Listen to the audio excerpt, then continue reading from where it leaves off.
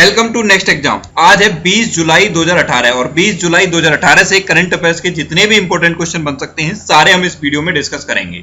तो आप पूरा वीडियो बहुत ध्यान से देखिए। लास्ट में मैं आपसे एक क्वेश्चन पूछूंगा, उसका आंसर आपको कमेंट बॉक्स में बताना है।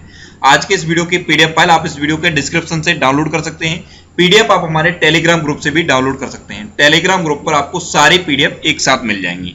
और मैं अनअकैडमी पे भी पढ़ाता हूं, तो आप अनअकैडमी का लर्निंग ऐप डाउनलोड करके उस पर इंद्रेश आरसी सर्च करके आप मेरे साथ अनअकैडमी पे जुड़ सकते हैं। और जो भी वीडियो मैंने अनअकैडमी पे अपलोड किए हैं उन्हें आप बिल्कुल फ्री देख सकते हैं। तो चलिए स्टार्ट करते हैं। पहला क्वेश्चन है, हाल ही में आरबीआई ने कितने रुपए का नया नोट जारी करने की घोषणा की है? तो अभी हाल ही में आरबीआई ने 100 रुपए का नया नोट जारी करने की घोषणा की है, यानी कि इस क्वेश्चन का सी ऑप्शन सही है।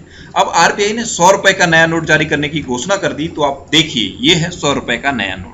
ये जो आपको इमेज में दिखाई दे रहा है ये है 100 रुपए का नया नोट। और जब भी कोई नया नोट जारी हो सबसे पहले आपको उसका कलर और उसकी डायमेंशन याद कर लेनी है, क्योंकि कलर और डायमेंशन कॉम्पिटिटिव एग्जाम में बहुत पूछे जाते हैं।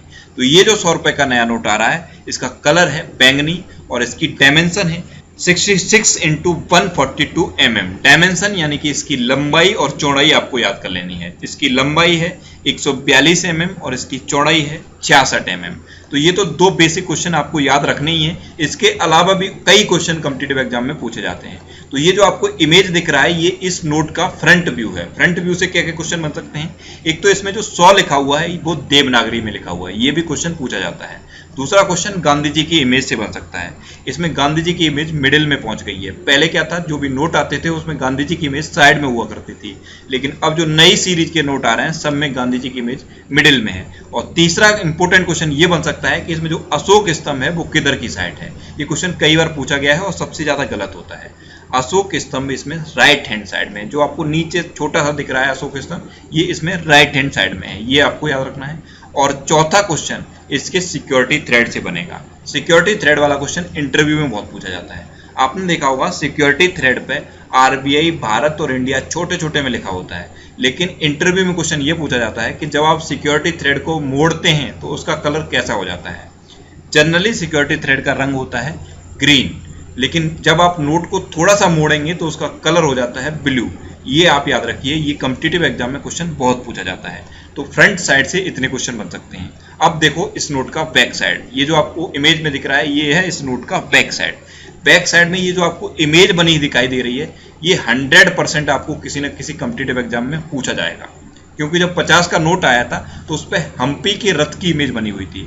और नोट आने के 1 महीने बाद जो कॉम्पिटिटिव एग्जाम हुआ था उसमें क्वेश्चन पूछ लिया गया कि 50 रुपए के नए नोट पर किसकी तस्वीर बनी है, तो हम्पी के रथ की तस्वीर बनी थी।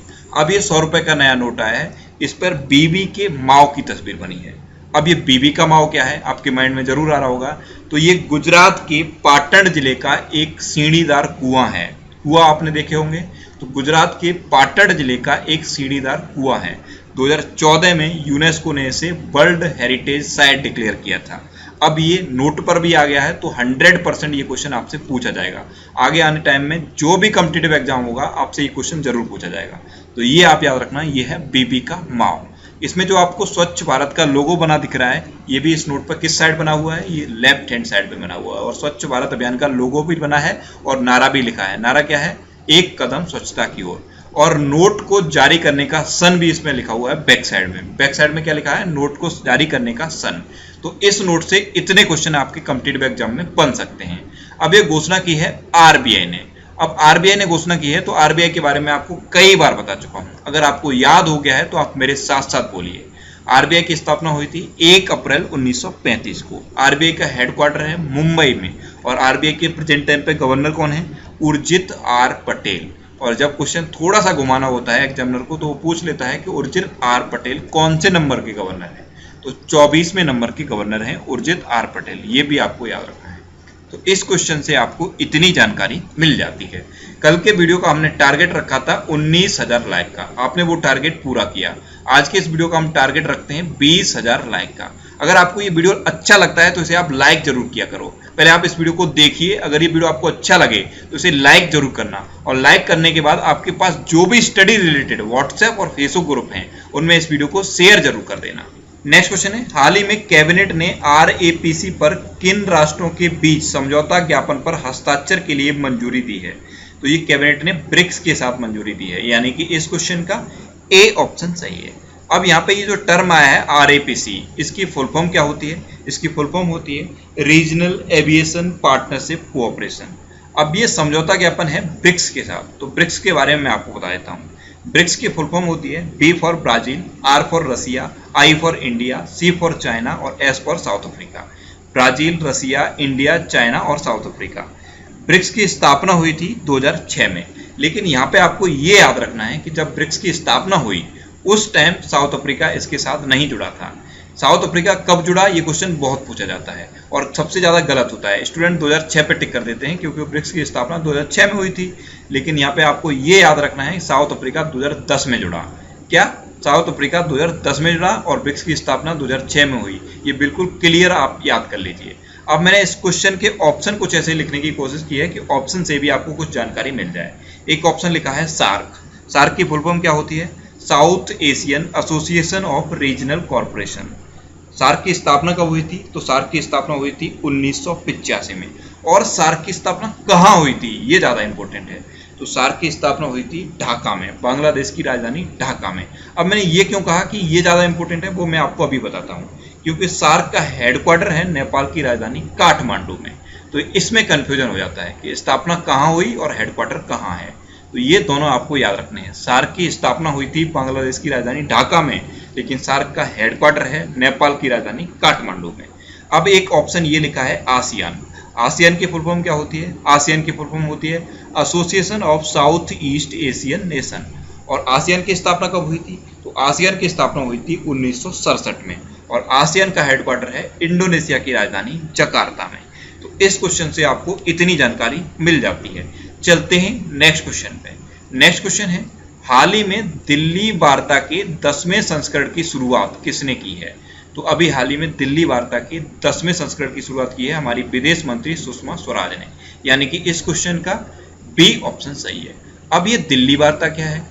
तो आसियान कंट्रीज की एक वार्ता हो रही है दिल्ली में, इसका नाम रखा गया है दिल्ली वार्ता और इसकी शुरुआत की हमारी विदेश मंत्री सुषमा स्वराज ने।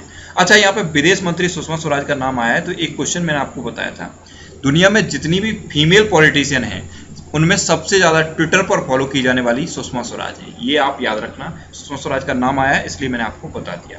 चलते हैं नेक्स्ट क्वेश्चन पे। नेक्स्ट क्वेश्चन है, हाल ही में IOC ने 2022 बीजिंग शीतकालीन खेलों में कितने नए पदक कार्यक्रमों को जोड़ा है? तो IOC यानी कि इंटरनेशनल ओलंपिक कमेटी ने 7 नए पदक कार्यक्रमों को जोड़ दिया है, यानी कि इस क्वेश्चन का सी ऑप्शन सही है।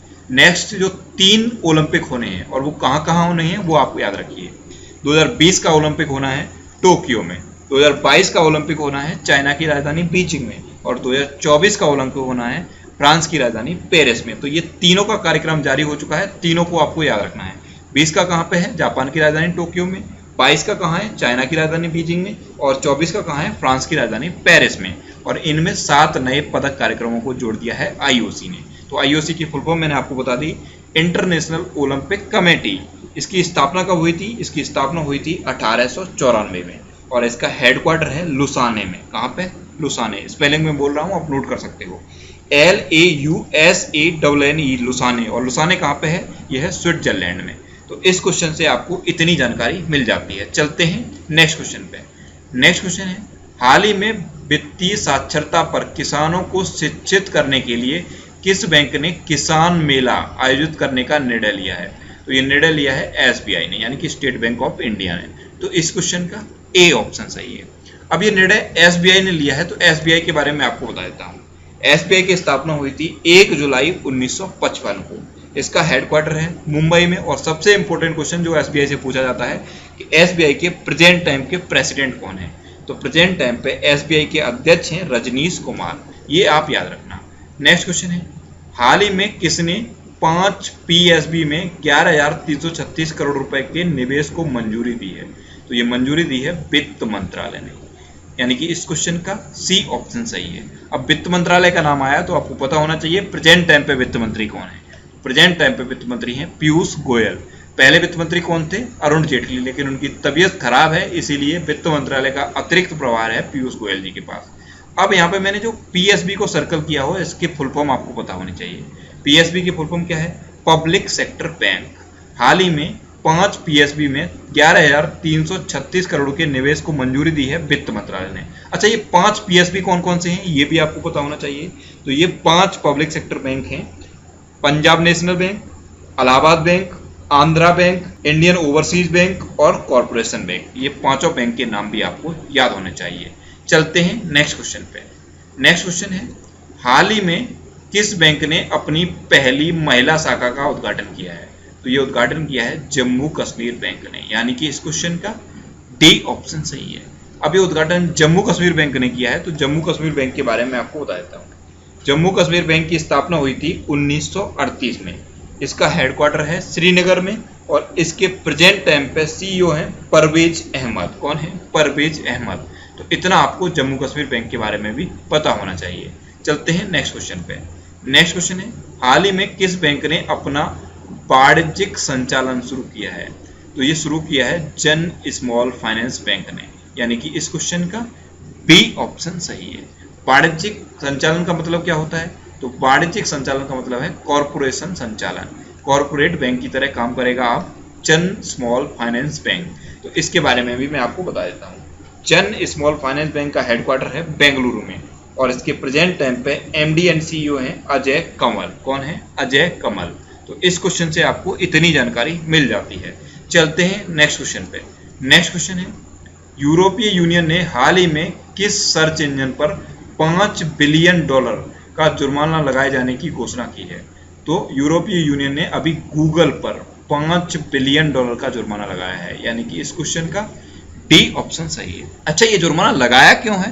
गूगल का जो प्ले स्टोर है उसमें उसने कुछ ऑटो ऐप अपलोड कर दी थी, इसी वजह से यूरोपीय यूनियन ने ये $5 बिलियन का जुर्माना लगा दिया है गूगल पर।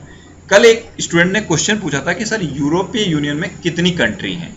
तो आप याद रखिए 28 कंट्री हैं, लेकिन अभी ब्रिटेन इससे अलग हो गया है। मैंने आपको बताया था ब्रेक्सिट के बारे में, ब्री फॉर ब्रिटेन और एक्सिट मतलब एग्जिट मतलब बाहर होना। तो ब्रेक्सिट यानी कि ब्रिटेन इससे बाहर हो गया है। तो आप याद रखिए यूरोपीय यूनियन में कितनी कंट्री हैं? टोटल 28 कंट्री हैं।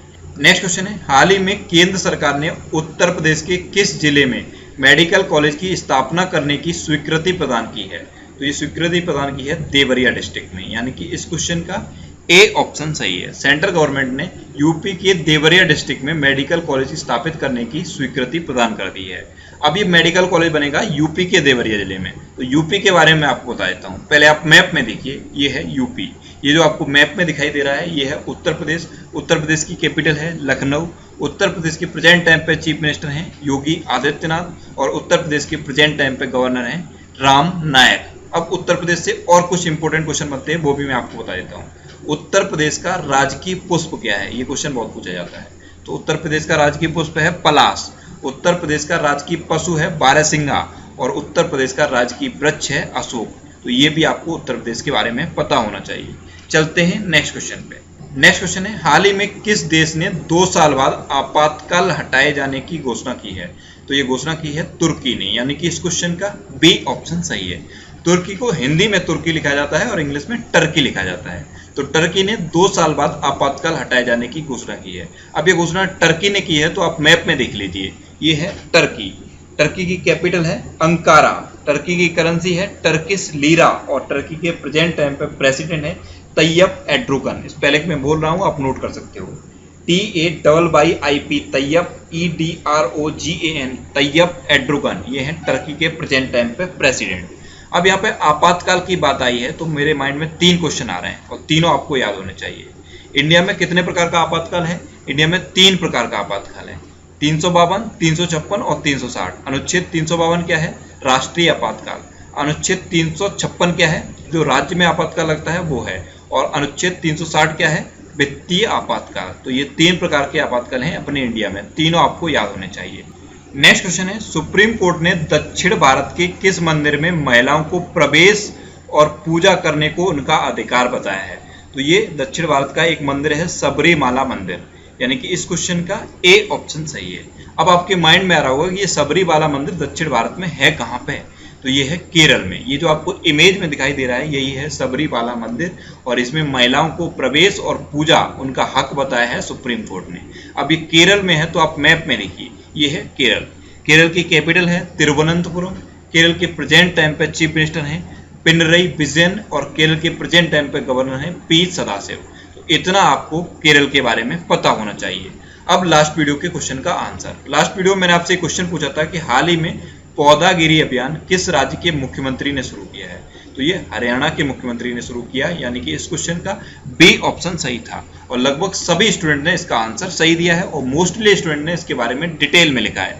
मैं आपको एक बार फिर बोल रहा हूँ, आप डिटेल में लिखा करो। क्वेश्चन के बारे में आपको जितना पता है उतना आप लिख दिया करो। अगर आप लिख दोगे तो आप कभी नहीं भूलोगे। अब आपके लिए आज का क्वेश्चन, आपके लिए आज का क्वेश्चन है, हाल ही में नेल्सन मंडेला अंतर्राष्ट्रीय दिवस कब मनाया गया है। 4 ऑप्शन दिए गए हैं, इनमें से आपको सही आंसर बताना है। और इसके अलावा हम हमारे फेसबुक पेज पर अलग अलग कॉम्पिटिटिव एग्जाम में पूछे गए प्रीवियस ईयर के क्वेश्चन पोस्ट करते हैं। तो आप फेसबुक पर नेक्स्ट एग्जाम सर्च करके हमारा फेसबुक पेज ज्वाइन कर सकते हैं, क्योंकि प्रीवियस ईयर के क्वेश्चन आपको बहुत हेल्प करते हैं।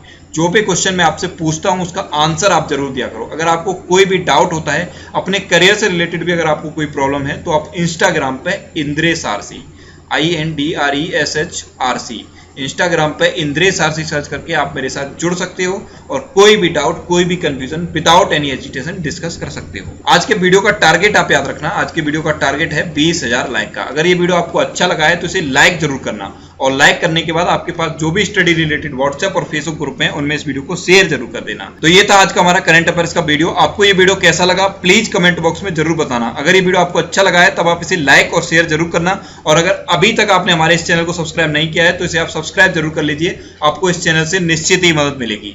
जब भी आप इसे सब्सक्राइब करेंगे तो बराबर में एक बेल आइकन बन के आएगा, आप उस बेल आइकन पर जरूर क्लिक कर लें, जिससे कि आपको डेली मॉर्निंग में करंट अफेयर्स की वीडियो मिलती रहे।